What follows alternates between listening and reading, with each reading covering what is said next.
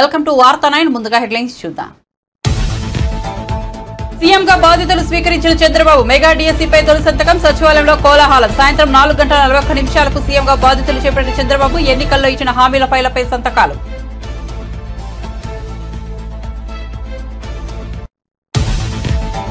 ఇటీవల ఎన్నికల్లో వైసీపీ ఘోర పరాజయం. ప్రస్తుతం కూటమి హనీమూన్ నడుస్తోందన్న జగన్. శిశుపాలుడు మాదిరి చంద్రబాబు తప్పులను కూడా లెక్కిద్దామని పిలుపు. చంద్రబాబు పాలనలో త్వరగా తప్పులు పండుతాయని వెల్లడి.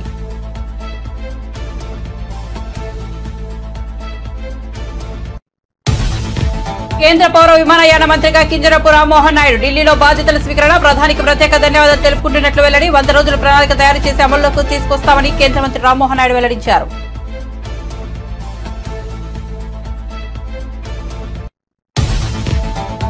జగన్ గురించి మాట్లాడడం ఇక వేస్ట్ అన్న ఎమ్మెల్యే రఘురామకృష్ణరాజు. నాపై కస్టడీ టార్చర్ జరిగింది కాబట్టి పోలీస్ కంప్లైంట్ ఇచ్చా. నాకే న్యాయం జరగకుంటే ప్రజలకు నమ్మకం పోతుందని వ్యాఖ్య. కంప్లైంట్ ఇచ్చే విషయంలో తాను ఎవరితోనూ మాట్లాడలేదని వివరణ.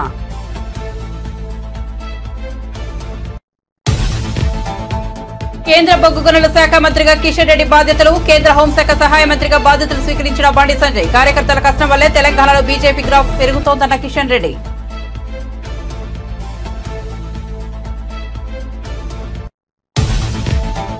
యడియూరప్పకు నాన్ బెయిలబుల్ అరెస్ట్ వారెంట్ జారీ. ఫోక్సో కేసులో వారెంట్ జారీ చేసిన బెంగళూరు స్పెషల్ కోర్టు. 17 ఏళ్ల బాలికపై లైంగిక దాడి కేసులో యడియూరప్పపై కేసు నమోదు. విచారణకు హాజరు కావాలని ఇప్పటికే సిఐడి నోటీసులు. విచారణకు హాజరవుతానని చెప్పిన మాజీ సీఎం.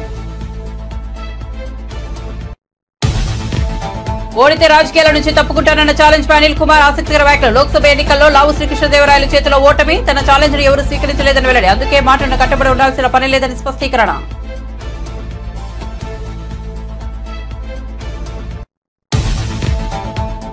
కొన్నాళ్ల కిందటే వరలక్ష్మి శరత్ కుమార్ ఇచ్చిదత్తం. జూలైలో వివాహం. ప్రముఖులను స్వయంగా తన పెళ్లికి ఆహ్వానిస్తున్న వరలక్ష్మి.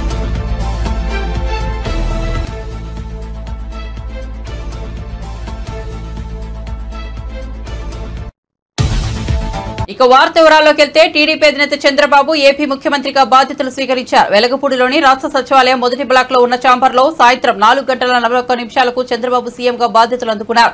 అనంతరం ఎన్నికల్లో ఇచ్చిన ముఖ్యమైన హామీలకు సంబంధించి ఫైళ్లపై సంతకాలు చేశారు. చంద్రబాబు తన తొలి సంతకం మెగా డిఎస్సీపై చేశారు. ల్యాండ్ టైటిలింగ్ యాక్ట్ పై 2వ సంతకం చేశారు. పెన్షన్ 4,000కు పెంచే ఫైలుపై 3వ సంతకం చేశారు. కాగా సీఎం ఛాంబర్ లో చంద్రబాబుకు టీడీపీ అగ్రనేతలు, అధికారులు, విద్యార్థులు శుభాకాంక్షలు తెలిపారు. చంద్రబాబు బాధ్యతలు స్వీకరించిన సందర్భంగా రాష్ట్ర సీఎస్ నీరవ్ కుమార్ ప్రసాద్, డీజీపీ హరీష్ కుమార్ గుప్తా శుభాకాంక్షలు తెలియజేశారు.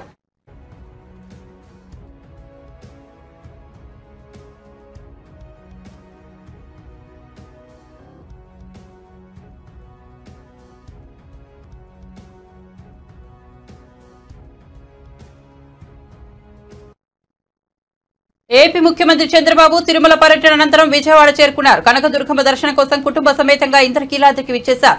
దేవాదాయ శాఖ కమిషనర్, ఎన్టీఆర్ జిల్లా కలెక్టర్, ఆర్ఈఓ తదితర అధికారులు సీఎంకు స్వాగతం పలికారు. కుటుంబ సభ్యులతో కలిసి దుర్గమ్మను దర్శించుకున్న చంద్రబాబు మొక్కులు చెల్లించుకున్నారు. చంద్రబాబు రాక నేపథ్యంలో విద్యార్థులు ఇంద్రకీలాద్రిపై సంప్రదాయ నృత్యంతో అలరించారు. అమ్మవారి దర్శనం అనంతరం చంద్రబాబు ఉండవల్లి నివాసానికి చేరుకున్నారు.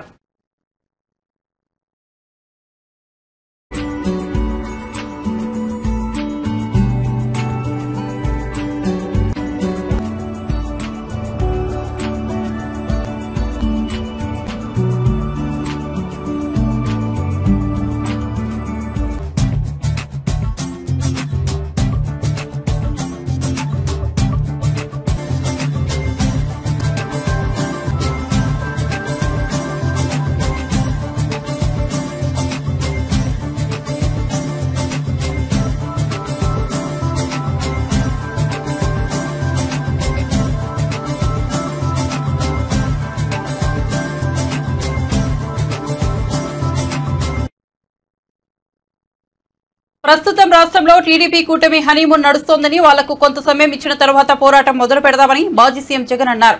ఆయన వైసీపీ ఎమ్మెల్సీలతో సమావేశం నిర్వహించారు. ఈ సందర్భంగా మాట్లాడుతూ చంద్రబాబు హయాంలో పాపాలు చాలా త్వరగా పండుతాయని, గతంలోనూ చంద్రబాబు పాపాలు ఎలా పండాయో అందరం చూశామని తెలిపారు. శిశుపాలుడి 100 తప్పుల మాదిరిగా చంద్రబాబు తప్పులను కూడా లెక్కిద్దామని పిలుపునిచ్చారు. ఆ తర్వాత ప్రజల్లోకి వెళ్లి ముమ్మరంగా పోరాటం సాగిద్దామని పేర్కొన్నారు. అసెంబ్లీలో వైసీపీకి ఏమంత బలం లేదని, దాంతో అక్కడ అధికార పక్షానిదే ఆధిపత్యం ఉంటుందని జగన్ పేర్కొన్నారు. అయితే మండలిలో వైసీపీకి బలం ఉన్న విషయాన్ని గుర్తించాలని సూచించారు. తమను ఎవరూ ఏమీ చేయలేరని, మహా అయితే 4 కేసులు పెడతారేమో అని జగన్ వ్యాఖ్యానించారు.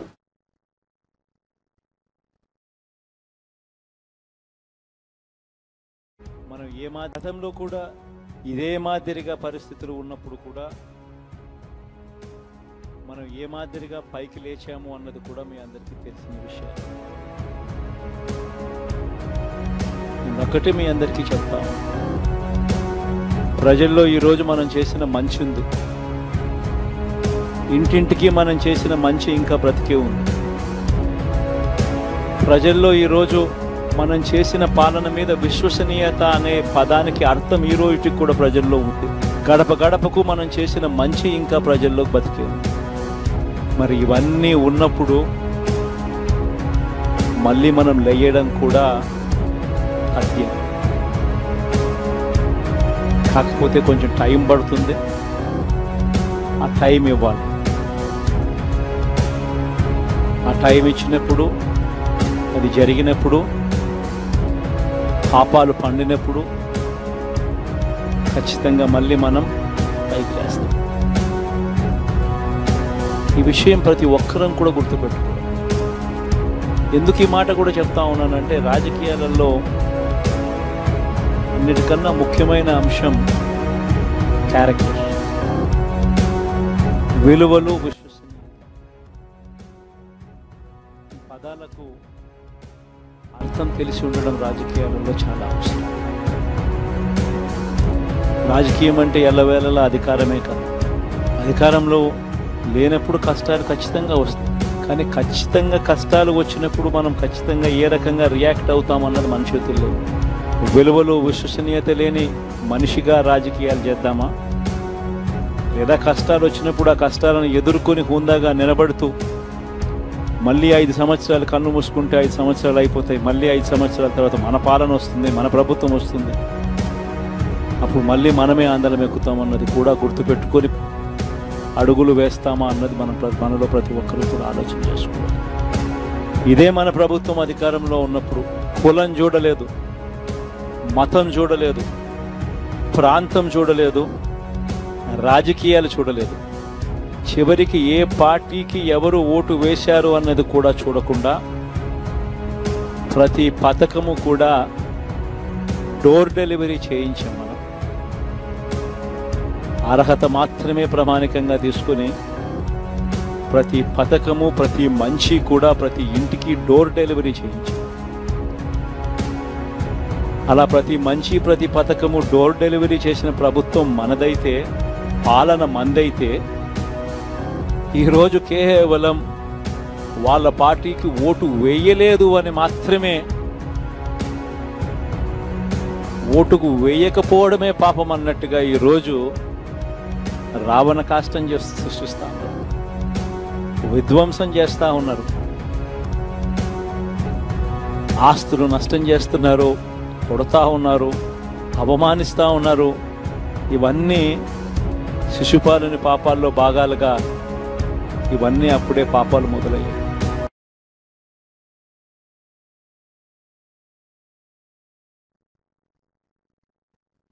కేంద్ర పౌర విమానయాన శాఖ మంత్రిగా నియమితులైన టీడీపీ యువ ఎంపీ కింజరపు రామ్మోహన్ నాయుడు ఢిల్లీలోని రాజీవ్ గాంధీ భవన్లో కేంద్ర మంత్రిగా బాధ్యతలు స్వీకరించారు. ఈ సందర్భంగా రామ్మోహన్ నాయుడు మాట్లాడుతూ ఈ బాధ్యత అప్పగించిన ప్రధాని నరేంద్ర మోదీకి ప్రత్యేక ధన్యవాదాలు తెలుపుకుంటున్నారని వెల్లడించారు. కేంద్ర కేబినెట్ లో అత్యంత పిండ వయస్కుడైన తనపై బాధ్యతను మోపారని, ప్రధానికి యువతపై ఉన్న నమ్మకం దీని ద్వారా అర్థమవుతోందని అన్నారు. 100 రోజుల ప్రణాళిక తయారు చేసి దాన్ని అమల్లోకి తీసుకొస్తామని రామ్మోహన్ నాయుడు తెలిపారు. టెక్నాలజీ వినియోగంతో పౌర విమానయానాన్ని మరింత ముందుకు తీసుకెళ్లేందుకు కృషి చేస్తానని చెప్పారు. చేస్తానని మోదీ గారికి, మా చంద్రబాబు నాయుడు గారికి, అలాగే దేశ ప్రజానికానికి అందరికీ కూడా ఈ సందర్భంగా తెలియజేసుకుంటున్నాను. మరి ఈరోజే స్వీకరించిన తర్వాత ఇమీడియట్గా మాకున్నటువంటి ప్లాన్, మోదీ గారు ప్రతి డిపార్ట్మెంట్లో దేశానికి కూడా సంబంధించి 100 డేస్ యాక్షన్ ప్లాన్ని తయారు చేయమనడం జరిగింది. మా డిపార్ట్మెంట్లో కూడా అది చేస్తాం. 100 డేస్ ప్లాన్ తయారు చేసి దాన్ని ఇంప్లిమెంట్ చేయడానికి కూడా అన్ని విధాలుగా మా డిపార్ట్మెంట్ తరపున చర్యలు కూడా మేము తీసుకుంటాం.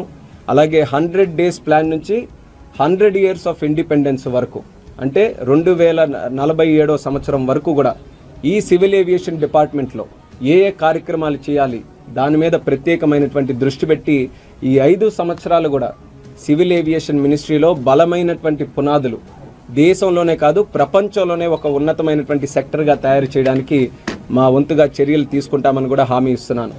అలాగే ఈరోజు టెక్నాలజీని ఎక్కువ శాతం మన డిపార్ట్మెంట్లో వినియోగించుకొని సామాన్య ప్రయాణికుడికి ఈజ్ ఆఫ్ ఫ్లయింగ్ తీసుకొని వచ్చే విధంగా కార్యక్రమాలు చేస్తాం. ఈజ్ ఆఫ్ ఫ్లయింగ్లో సేఫ్టీ ఉండాలి, కంఫర్ట్ ఉండాలి, కన్వీనియన్స్ ఉండాలి.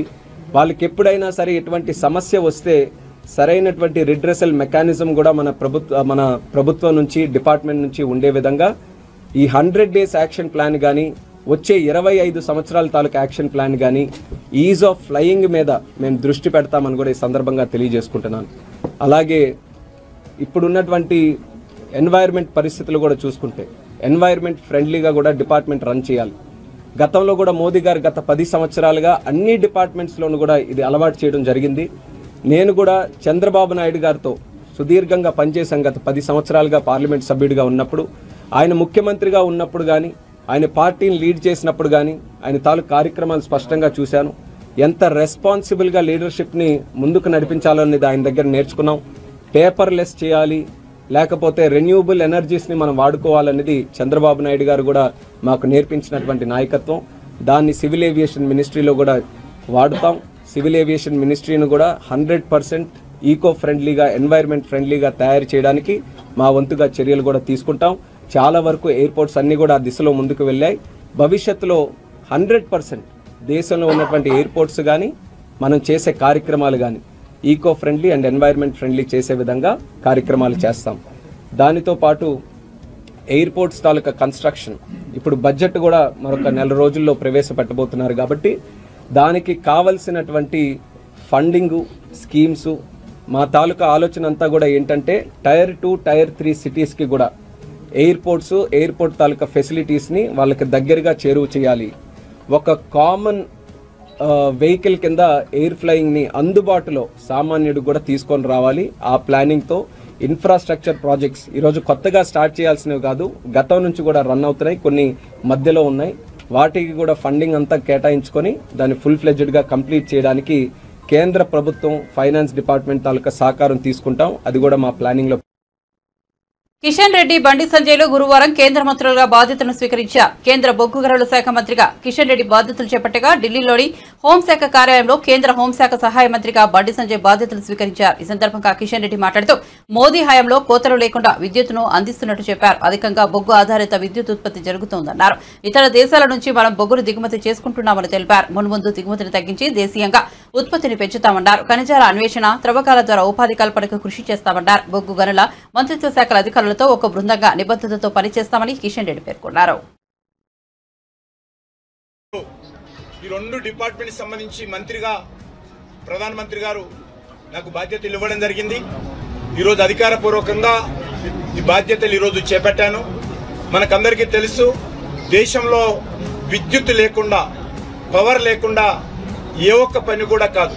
అది వ్యవసాయమే కావచ్చు, పారిశ్రామిక రంగమే కావచ్చు, ఐటీ కానీ, లేక కమర్షియల్ కానీ, డొమెస్టిక్ కానీ, ప్రజల జీవితాలతో విద్యుత్ రంగం పూర్తిగా పెనవేసుకొని ఉన్నది.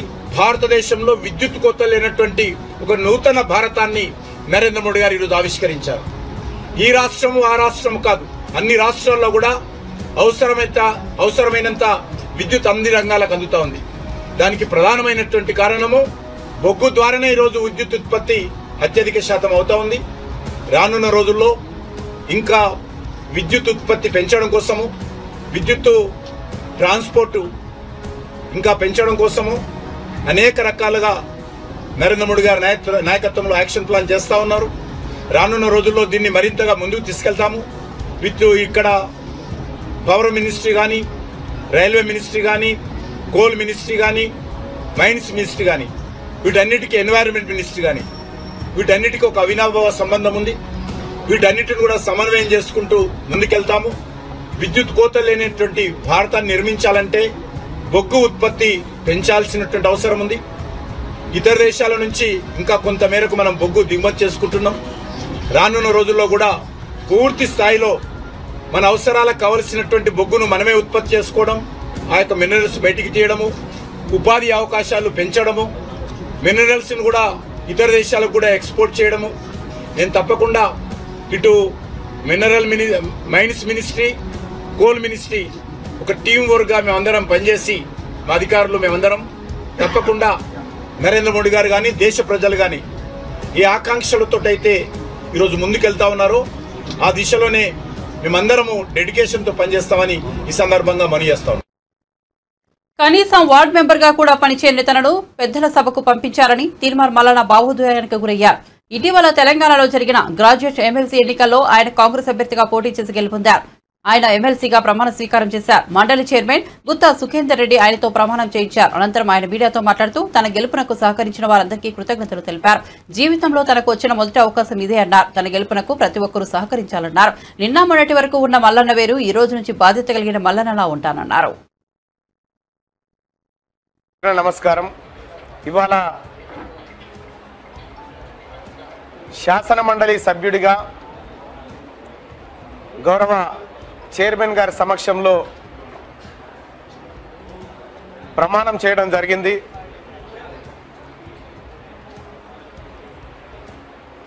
ఇది నా జీవితంలో మొట్టమొదటి అవకాశం. నేను ఇప్పటివరకు ఏ చిన్న వార్డు మెంబర్గా కూడా చేయలేదు. మొదటిసారిగా శాసన మండలి సభ్యుడిగా పట్టభద్రులందరూ నన్ను ఆశీర్వదించి ఇక్కడికి పంపించడం, వాళ్ళందరి ఆశయాలను నిలబెట్టడం కోసం వారి ప్రతినిధిగా ఇక్కడ శాసన మండలిలో వారి మనిషిగా నేను రిప్రజెంట్ చేయబోతున్నందుకు అవకాశం కల్పించిన వాళ్ళందరికీ ధన్యవాదాలు. అలాగే తెలంగాణ రాష్ట్ర ప్రభుత్వం, ముఖ్యంగా మా గౌరవ ముఖ్యమంత్రి రేవంత్ రెడ్డి గారు, అలాగే AICC general secretary and incharge Deepadas Munshi garu, మా గౌరవ ఉప ముఖ్యమంత్రి వర్యులు మరియు మంత్రులు, ఎమ్మెల్యేలు, ఎమ్మెల్సీలు, పిసిసి కమిటీలు, డిసిసిలు, మరీ ముఖ్యంగా కాంగ్రెస్ పార్టీ కార్యకర్తలు అందరూ కూడా, ఇండియా కూటమిలో ఉన్నటువంటి సిపిఎం, సిపిఐ, తెలంగాణ జనసమితి, వివిధ ఉద్యోగ ఉపాధ్యాయ కుల సంఘాలు, జర్నలిస్టు సోదరులు అందరికి కూడా హృదయపూర్వక ధన్యవాదాలు తెలియజేసుకుంటూ నన్ను ఇక్కడి వరకు తీసుకొచ్చినటువంటి మీ అందరికీ శిరస్సు వంచి నమస్కరిస్తూ, ఇవాళ నిన్న మొన్నటిదాకా ఉన్నటువంటి మల్లన్న వేరు, ఈరోజు బాధ్యత కలిగిన మల్లన్నగా మీ ముందు ఉంటానని మీడియా ద్వారా పట్టభద్రులకు అందరికీ తెలియజేస్తా ఉన్నా. మరి ముఖ్యంగా ఈ గెలుపులో తమ భుజాల మీద వేసుకున్నటువంటి తీన్మార్ మల్లన్న టీం కుటుంబ సభ్యులందరికీ ధన్యవాదాలు తెలియజేస్తాం. కక్ష సాధింపు చర్యలు తమ విధానం కాదని మచిలీపట్నం పార్లమెంట్ సభ్యులు వల్లభనేని బాలశౌరి అన్నారు. ఎక్కడ దాడులు, దౌర్జన్యాలకు దిగవద్దని జన సైనికులకు సూచించారు. గత ప్రభుత్వంలో జన సైనికులను ఇబ్బందికి గురి చేసిన వారిపై చట్ట ప్రకారం చర్యలు తీసుకుంటామన్నారు. జనసేన పార్టీ నుంచి పోటీ చేసి విజయం సాధించిన తరువాత తొలిసారి మచిలీపట్నం వచ్చిన ఆయన స్థానిక ఆర్ఎండ్బి అతిథి గృహంలో మీడియాతో మాట్లాడారు. మచిలీపట్నం పార్లమెంట్ నియోజకవర్గాన్ని అన్ని విధాలుగా అభివృద్ధి చేయడమే తన లక్ష్యమన్నారు. పవర్ ఫైనాన్స్ కార్పొరేషన్ ద్వారా వచ్చే రుణంతో బందరు పోర్టు నిర్మాణాన్ని ఏడాదిన్నరలో పూర్తి చేసి జాతికి అంకితం చేస్తామన్నారు. భారత్ పెట్రోలియం కార్పొరేషన్ వారితో మాట్లాడి మచిలీపట్నంలో ఆయిల్ రిఫైనరీ ఏర్పాటుకు కృషి చేస్తానని బాలశౌరి తెలిపారు. సైనికులందరికీ కూడా నేను ఒక విజ్ఞప్తి చేస్తా ఉన్నాను. మన పద్ధతి వేరు, మన వ్యవహార శైలి వేరు. ఎక్కడ అనవసరంగా దౌర్జన్యాలు మీరు చేయొద్దు, దాడులు చేయొద్దు. వాళ్ళు చేసినటువంటి తప్పులు ఏదైతే ఉన్నాయో చట్టపరంగా ఆ డిపార్ట్మెంట్లు చర్యలు తీసుకుంటారు. ఎవరు కూడా చట్టాన్ని చేతిలో తీసుకోవద్దని చెప్పేసి నేను మనవి చేస్తా ఉన్నా. వాళ్ళు చేసినటువంటి అరాచకాలు మనం చేయొద్దు. పవన్ కళ్యాణ్ గారు కూడా ఈ విషయం గురించి స్పష్టంగా చెప్పారు. మనం ఒక క్రమశిక్షణ కలిగినటువంటి జన సైనికులుగా, కార్యకర్తలుగా మనం ప్రవర్తించాలనేటువంటిది ప్రతి ఒక్క జన సైనికుడిని నేను కోరుతా ఉన్నాను. అందరం కాన్సన్ట్రేట్ చేయాల్సింది అభివృద్ధి మీద. అదే రకంగా ప్రజలకు ఉన్నటువంటి సమస్యలు, ప్రధానమైనటువంటి సమస్యల మీద మనం అర్థం చేసుకొని ఆ సమస్యలను పరిష్కరించడానికి గెలిచిన అభ్యర్థులందరం కూడా కృషి చేయాలి. పవర్ ఫైనాన్స్ కార్పొరేషన్ ద్వారా లోన్ తీసుకొచ్చి పోర్టుని డెవలప్ చేస్తూ ఉన్నాం. ఒక 1.5 yearsలో నాకు తెలిసి ఆ పోర్టును కంప్లీట్ చేసి దాన్ని ఇక్కడ ప్రజలకు అంకితం చేస్తాం, జాతికి అంకితం చేస్తాం. ఆ పోర్టు పక్కన ఉన్నటువంటిది దాదాపు 4-5 వేల ఎకరాల ల్యాండ్లో ఒక మంచి ఇండస్ట్రియల్ హబ్గా తయారు చేసి అనేక మందికి ఉపాధి అవకాశాలు కలిగే విధంగా ఒక చక్కటి ప్లాన్ తోటి నేను కృషి చేస్తాను. ఈరోజు ఎక్కడ ఒక న్యూస్ చూశాను, భారత పెట్రోలియం కార్పొరేషన్ వాళ్ళు ఈ రాష్ట్రంలో దాదాపు ఒక 3-4 రిఫైనరీస్ పెడదామని చెప్పేసి ఎక్కడ ఒక న్యూస్ చూశాను. ఆ 3-4 రిఫైనరీస్ పెట్టేటప్పుడు వైనాట్ మచిలీపట్నం అనేది కూడా నేను ఆలోచిస్తాను. ఒకటి ఎందుకు కాకూడదు అనేది. సో వైనాట్ అంటే ఇలాంటి ఆలోచనలు రావాలి. సో అర్థం లేనటువంటి ఆలోచనలతోటి, ఊరికి పిచ్చి మాటలతోటి టైం గడపటం కంటే రిఫైనరీ, ఇండస్ట్రియల్ హబ్ ప్రజలకి ఏ రకంగా. ఎన్నికల సమయంలో మాజీ మంత్రి అనిల్ కుమార్ యాదవ్ చేసిన ఛాలెంజ్ గురించి ప్రస్తావించారు. పల్నాడులో ఓడిపోతే రాజకీయాల నుంచి తప్పుకుంటా అని సవాల్ చేశారు. ఆ విషయాన్ని తెలుగుదేశం పార్టీ శ్రేణులు ప్రస్తావిస్తున్నాయి. దీంతో అనిల్ కుమార్ యాదవ్ మీడియాకు ముందుకొచ్చారు. ఎన్నికల్లో ఓటమి తదితర అంశాలపై మాట్లాడారు. రాజకీయాల గురించి తప్పుకుంటానని అనే అంశంపై గురించి కూడా మాట్లాడారు. 29కి ఏ విధంగా బౌన్స్ బ్యాక్ అవ్వాలి, ఏ విధంగా ప్రజలకు అండ ఉండాలి అంతా కూడా రచిస్తారు. ముఖ్యమంత్రి మా జగనన్న తప్పకుండా బౌన్స్ బ్యాక్ అవుతాం, తప్పకుండా వస్తామని చెప్పి తెలియజేస్తాం.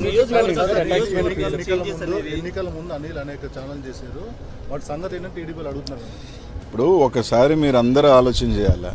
నేను ఛాలెంజ్ విసిరాను కానీ ఛాలెంజ్ ఎవరు తీసుకోవాలా? ఎలా ఉంటారంటే, నేను ఛాలెంజ్ విసిరినమాట వాస్తవమే. నేను ఛాలెంజ్ విసిరినప్పుడు అవతల ఛాలెంజ్ తీసుకొని రైట్ మేము కట్టుబడి ఉన్నాం ఈ ఛాలెంజ్కి అని చెప్పుని ఉంటే బాగుండేది. ఎన్నికలు అయిపోయిన తర్వాత అప్పుడు ఛాలెంజ్ చేసేవి కదా అంటే అలా కాదు కదా.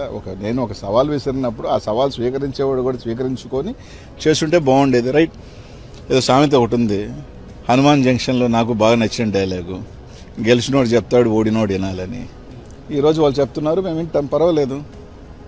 ఈరోజు వాళ్ళు ఏదైనా చెప్తున్నారు, రైట్, వాళ్ళు ట్రోల్ చేసుకుంటున్నారు, చేసుకునే అబ్బాయి ఇబ్బంది ఏం లేదు. ట్రోల్ చేసుకునే స్థాయిలో మేము ఉన్నామంటే మేము ఎదిగినట్టే.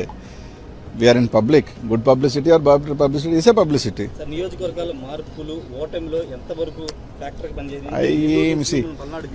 ఏమీ ఇప్పుడు పల్నాడులో నాకు 40,000 ఓట్లు ఎమ్మెల్యేల కన్నా ఎక్కువ వచ్చినాయి కదా చెప్తున్నా. కాబట్టి అదేం పెద్ద నేను కోరుకోను. ఎందుకంటే ఇంత పెద్ద ఎలక్షన్ దీంట్లో కొన్ని దగ్గరలా చూసుకున్నప్పుడు రకరకాల అనుమానాలు ఉన్నాయి, రకరకాలు ఉన్నాయి. కాబట్టి అదేం పెద్ద ఫ్యాక్టర్ నేను అనుకోను. వేరియస్ రీజన్స్ అన్వేషిస్తూ ఉన్నారు. కొన్ని మాకు తెలుసుకోని కారణాలు, మా నాయకులు కూడా కారణాలు ఎందుకు పోయినాయి, రకరకాల కారణాలని వాళ్ళు అన్వేషిస్తున్నారు, మేము అన్వేషిస్తున్నాం. తప్పకుండా దాన్ని అంతా కూడా ఓవర్ హెడ్ చేసుకొని వాళ్ళు ఇచ్చిన హామీలు కానీ రకరకాలు కానీ ఖచ్చితంగా నిలబడి వాళ్ళు చెప్పిన హామీలు ఉన్నాయి కదా, అవి కూడా ప్రజలకు చేయాలా. చేయకపోతే తప్పకుండా ప్రజాపక్షాన్ని నిలబడతాం. తప్పకుండా ప్రతి ఒక్క కార్యకర్త కూడా జగన్మోహన్ రెడ్డి గారు అండగా ఉంటారు, మేము అందరం కూడా అండగా ఉంటాం. తొందరలోనే దానికి సంబంధించింది కూడా ఇది చేస్తాం. తప్పకుండానే అందరం కూడా ఎప్పుడు కూడా ఏ గవర్నమెంట్కైనా కూడా కొంత టైం అనేది ఇస్తారు. ఎవరైనా కూడా ఒక 6 months 1 year దేనికైనా కూడా స్టార్టింగ్ పీరియడ్ ఉంటుంది. వేచి ఉంటాం, తప్పకుండా వాచ్ చేస్తాం, చూస్తాం. మంచి చేస్తే తప్పకుండా మంచి చేయాలని కోరుకుంటాం. నేను అనలేదే, నేను అనలేదే, నేను అనలేదే అన్నమాట. తప్పకుండా నేను చెప్పేది అంటే పవన్ కళ్యాణ్ గేట్ దాటింది ఫస్ట్ ఆఫ్ ఆల్ నేను అనలేదు. ఫస్ట్ ఆఫ్ ఆల్ అది నేను అనలేదు, పక్కన పెట్టుకోండి. రైట్, ఇదే పవన్ కళ్యాణ్ గారు గతంలో ఓడిపోయారు, ఇప్పుడు గెలిచారు, అంతే. దాంట్లో ఏముంది? రేపు అనేది మళ్ళీ ఉంటుంది కదా రాజకీయాల్లో it is cycle. Congress party 10 years ఉంది, 15 years లేదు. చంద్రబాబు నాయుడు గారు కూడా 4 సార్లు ఓడిపోయారు, మళ్ళీ వచ్చారు కదా. అలా అని రేపు రాలేని ఎలా అనుకుంటాం? సరే, ఎవరు అనుకోవటం వాళ్ళ ఉద్దేశంలో మేము రాము అని అనుకుంటున్నారు. మేము ఎలా బౌన్స్ బ్యాక్ అవ్వాలని మేము అనుకుంటున్నాం, అంతే.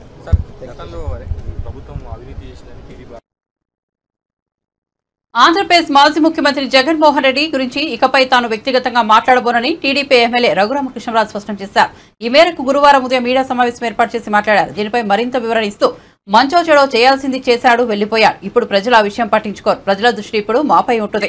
కొత్త ప్రభుత్వం ఎన్నికల హామీలు నిలబెట్టుకుంటుందా, ఎలా నెరవేర్చుతుందనే చూస్తారు. అందుకే మేం కూడా మా హామీలను అమలు చేసే విషయంపైనే దృష్టి కేంద్రీకరిస్తామని రఘురామన్ అన్నారు. ఇకపై జగన్ పై కానీ వైసీపీ పైన కానీ ప్రజల దృష్టి ఉండకూడదు అని కూడా వివరించారు. ఎన్నికల ఫలితాల తర్వాత జరిగిన తొలి సమావేశంలో ఎమ్మెల్యేలను ఉద్దేశించి తమ పార్టీ నేత చంద్రబాబు మాట్లాడుతూ ప్రజలు మనకు అధికారం ఇవ్వలేదు, బాధ్యతను కట్టబెట్టారని చెప్పారు. అందుకే మనం దాడులు అవి ఇవి చేయొద్దని అందరికీ స్పష్టం చేశారన్నారు. తప్పు చేసిన వాళ్లను చట్ట ప్రకారం శిక్షించాలని చెప్పారన్నారు. అందుకే తనపై జరిగిన కస్టోడియల్ దాడిపై పోలీసులకు ఫిర్యాదు చేశానని రఘురామ వివరించారు. అది పిచ్చి ఆసుపత్రిలో చేసుకోవాలి. అక్కడ ప్రమాణ స్వీకారాలు ఏంటి, ప్రజల ఓట్లన్నీ అక్కడ పడిపోయినాయి. చాలా దారుణంగా ఉన్న పరిస్థితి. పందాలు కాయకండి రా బాబు, తర్వాత మళ్ళీ మీరు ఇబ్బంది పడతారని కూడా చెప్పారు. ఆ పందాలు కాసుకున్న వాళ్ళు కొద్దిమంది ఆత్మహత్య చేసుకుంటున్నారు. సో మనస్తాపంతో ఆత్మహత్య అని చెప్పి, వైసీపీ రాలేదని మనస్తాపంతో ఆత్మహత్యలు అని చెప్పి, మళ్ళీ దానికి ఒక డిఫరెంట్ మీనింగ్. మళ్ళీ జగన్మోహన్ రెడ్డి గారు బహుశా ఓదార్పు యాత్ర 2.0 స్టార్ట్ చేస్తారేమో, నాకు తెలియదు. నేను ఇంకా ఈ రోజు నుంచి వ్యక్తిగతంగా జగన్మోహన్ రెడ్డి గారి గురించి నేను మాట్లాడుకుంటున్నాను. ఎందుకంటే ఆయన భాషలో చెప్పాలంటే మంచో షేడో, ఆయన చేయాల్సింది చేశాడు, వెళ్ళిపోయాడు. ఇప్పుడు జనాలు చూసేది మేమేం చేస్తాం, మేము ఇచ్చిన హామీలు ఎలా నెరవేరుస్తాం. ఎన్నో హామీలు ఇచ్చాం, ఆ హామీలు నెరవేరుస్తారా లేదా అనే దాని మీద జనం దృష్టి ఉంటుంది తప్ప జనాల దృష్టి ఇంకా జగన్మోహన్ రెడ్డి గారి మీద కానీ వైఎస్ఆర్ కాంగ్రెస్ పార్టీ మీద కానీ ఉండకూడదు కూడా, అనవసరం. ఇప్పుడు మేము మాట ఇచ్చాం, మా మాట ప్రజలు విశ్వసించారు. జగన్మోహన్ రెడ్డిని కాదనుకున్నారు.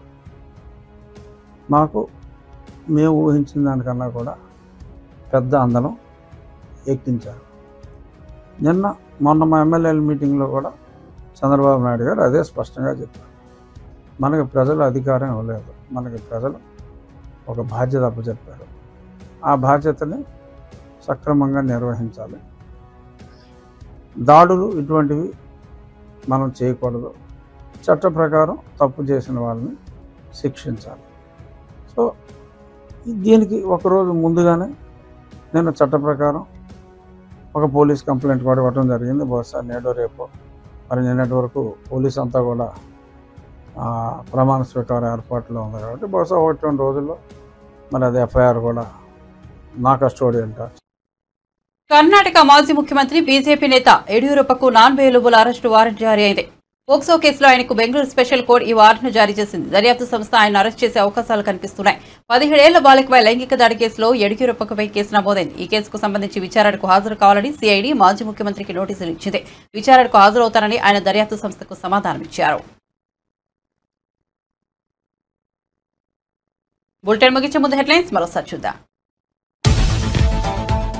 సీఎంగా బాధ్యతలు స్వీకరించిన చంద్రబాబు మెగా డీఎస్సీపై తొలి సంతకం. సచివాలయంలో కోలాహలం. సాయంత్రం 4:41 సీఎంగా బాధ్యతలు చేపట్టిన చంద్రబాబు ఎన్నికల్లో ఇచ్చిన హామీల ఫైళ్లపై సంతకాలు.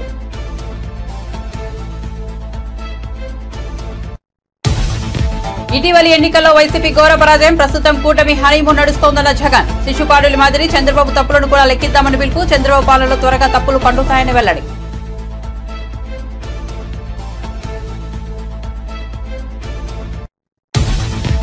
కేంద్ర పౌర విమానయాన మంత్రిగా కింజరపు రామ్మోహన్ నాయుడు ఢిల్లీలో బాధ్యతల స్వీకరణ. ప్రధానికి ప్రత్యేక ధన్యవాదాలు తెలుపుకుంటున్నట్లు వెల్లడి. 100 రోజుల ప్రణాళిక తయారు చేసి అమల్లోకి తీసుకొస్తామన్న కేంద్ర మంత్రి రామ్మోహన్.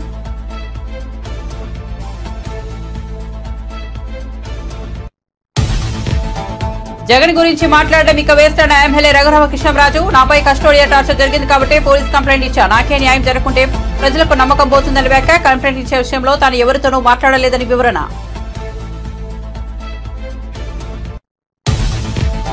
కేంద్ర బొగ్గు గనుల శాఖ మంత్రిగా కిషన్ రెడ్డి బాధ్యతలు. కేంద్ర హోంశాఖ సహాయ మంత్రిగా బాధ్యతలు స్వీకరించిన బండి సంజయ్. కార్యకర్తల కష్టం వల్లే తెలంగాణలో బీజేపీ గ్రాఫ్ పెరుగుతోందన్న కిషన్ రెడ్డి.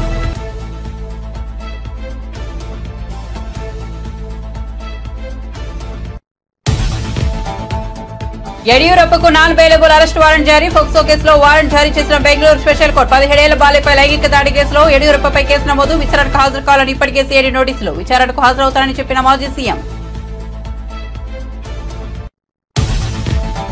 ఓడితే రాజకీయాల నుంచి తప్పుకుంటారన్న ఛాలెంజ్ పై అనిల్ కుమార్ ఆసక్తికర వ్యాఖ్యలు. లోక్సభ ఎన్నికల్లో లావు శ్రీకృష్ణదేవరాయల చేతిలో ఓటమి. తన ఛాలెంజ్ ను ఎవరూ స్వీకరించలేదని వెల్లడి. అందుకే మాటతో కట్టుబడి ఉండాల్సిన పని లేదని స్పష్టీకరణ.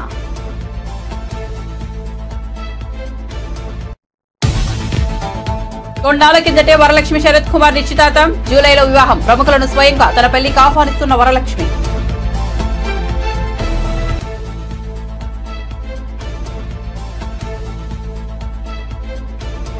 అప్డేట్స్ కోసం చూస్తూనే ఉండండి వార్తా9.